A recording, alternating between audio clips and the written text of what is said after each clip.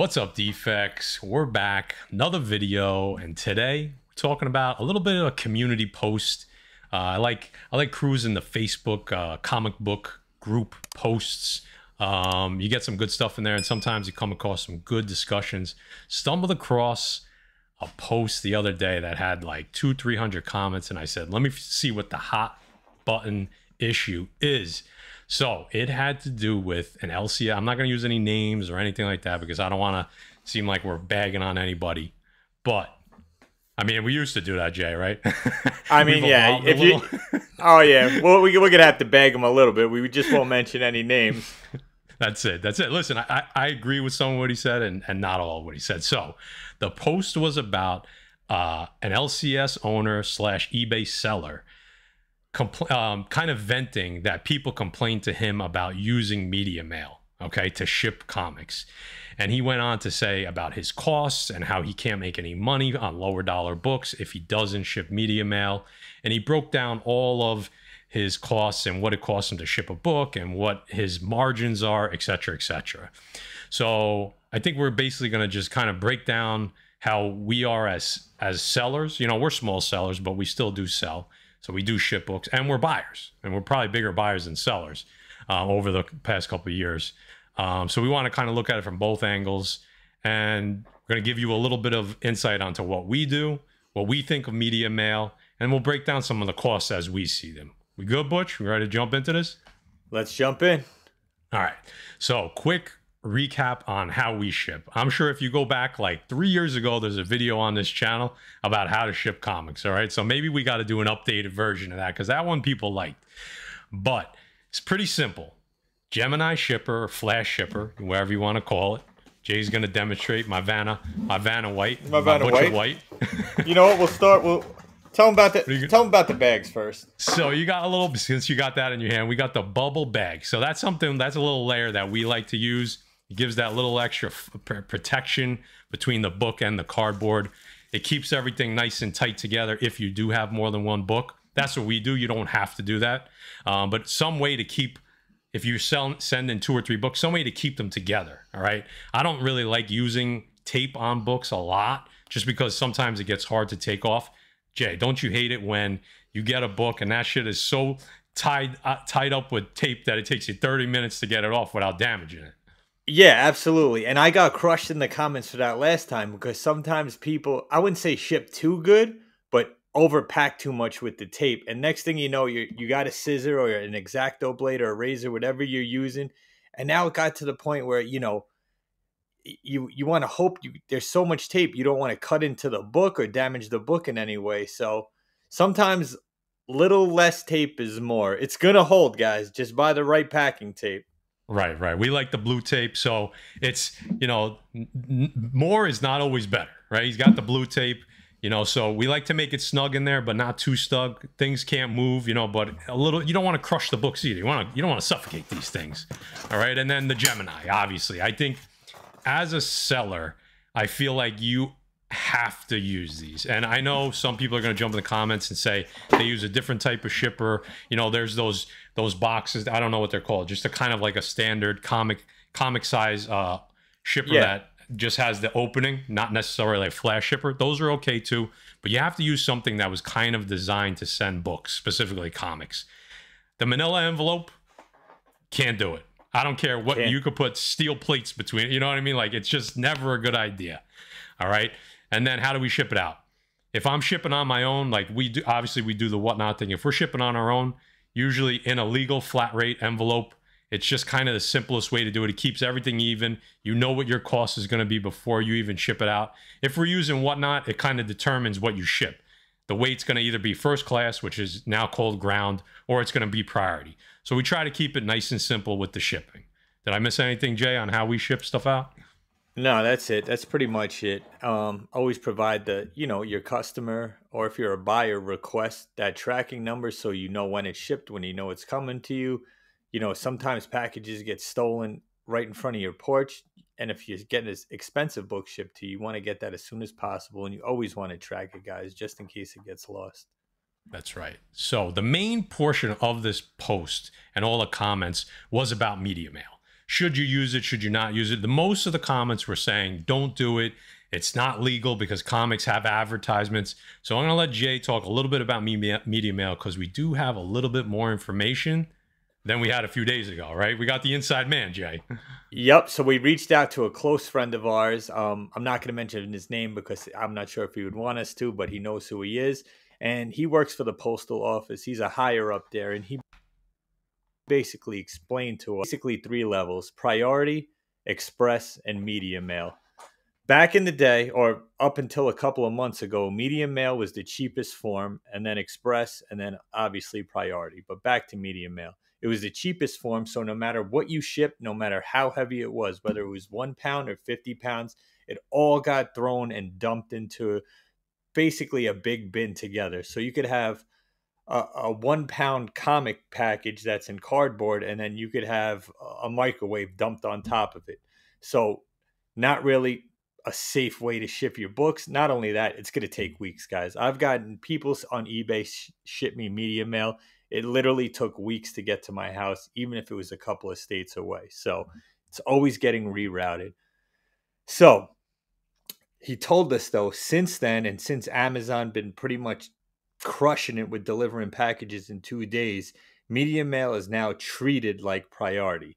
That doesn't mean it's going to get delivered as quick to your house as priority, but it is handled the same due to weight. All packages that are within a certain weight are all shipped together, and they're handled a little better.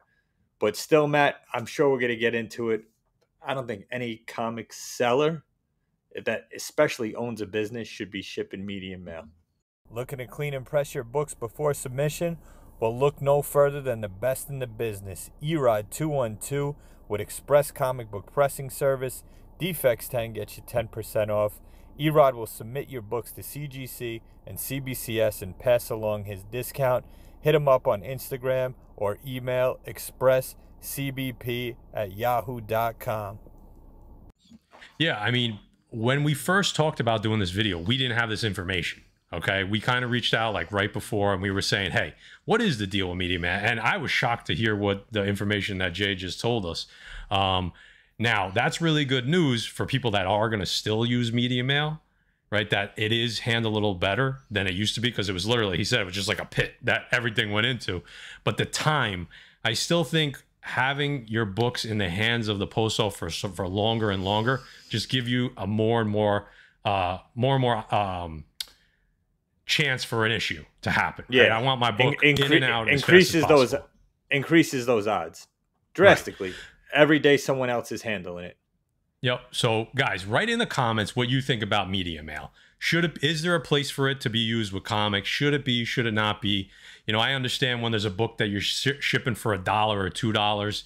You know, we're going to get into the cost thing in a second here, but put it in the comments, okay, what you guys think about media mail, and especially now that you've heard this new information on how things are handled a little bit better. All right, so that was awesome information. So thanks to shout out to our boy who will remain nameless. All right, so going back to the cost, during this post, the LCS owner talked about that he likes media mail when he's selling books for less than $20 and books as cheap as $1 or $2. I don't know. I mean, I'm just going to talk about my personal experience as a seller and as a buyer, and then Jay could do the same. So as a buyer, I don't ever expect, if I'm buying like a $2 book on eBay, I don't expect the seller to pick up that cost because I know he's going to lose money. There's no way to ship a book for $2, right? And I don't want him to ship it that way because it's just going to be damaged, guaranteed, right? So I'm expecting, if I'm buying a $2 book, I know it's going to probably cost me $8 or $9, $10 total. Like I try to bundle, right? Try to buy multiple books from the guy to make it worthwhile shipping. And if I'm not okay with that, I'm just running to my LCS. I'm going to check my local back bins to find out, can I find that book for $1 or $2 without paying the shipping? If I can't, I bite the bullet. I want it, even if it's $1 or $2, I want it packaged well and I want it shipped correctly as a buyer. Jay, I don't know, as a buyer, do you feel the same way? Anything different there? Or? Yeah, and then you got to look out, like if you're buying books on eBay, the best is the old, you find the book for $2 that you're looking for, but the shipping is 18, which makes it the same amount you were going to buy anyway. And the best part on top of that, the shipping is 18 and they still ship it media mail to make up for that cost. of the book. So we see that a lot.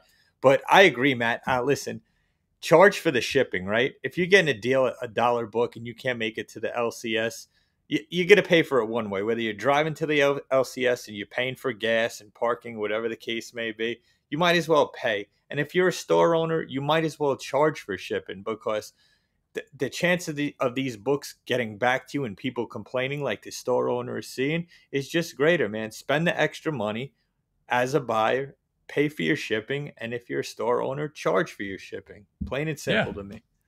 Yeah, well, what was interesting is that this guy had a really high track record of success with media mail, which is why he was making this post to say, like, see, it's not an issue. And hey, sometimes you get lucky, right? I mean, I've gotten pretty much every media mail box I've ever gotten has been absolutely destroyed.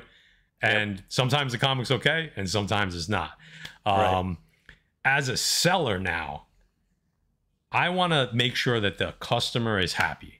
I want to make sure the book gets there as quick as possible. I want to make sure it's, not damaged. And guys, don't get me wrong. You could package these things perfectly and ship them perfectly, and there's still a chance of it getting damaged. But the odds are much less. So I want that return business. That's what I want people to be happy. I don't want damaged books and costs. Okay.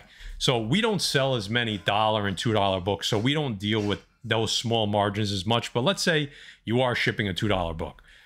Geminis are we can buy them around 80 cents.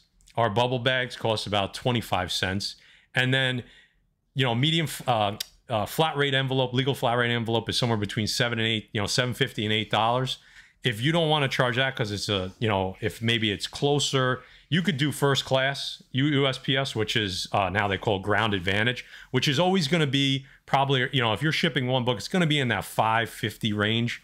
So, charge your $1 for the Gemini, charge for the shipping. You're still at about $6.57, and then you charge for the book. So if you're $2 book, $7 shipping, it's going to cost you around $9. That's the game you're playing. If you're going to buy dollar books off of eBay, or if I'm going to sell dollar books off of eBay, that's kind of what you got to do. And I understand that there's going to be sellers that may try to undercut you with media mail. You got to decide what side of the coin you want to be on, right? That I understand that it is. I feel for this seller because he's working on thin margins, but you gotta decide where you want to. Maybe $1 books isn't what you should be selling. Maybe that's not what you should be selling. I don't know. What do you think as a seller, Jay?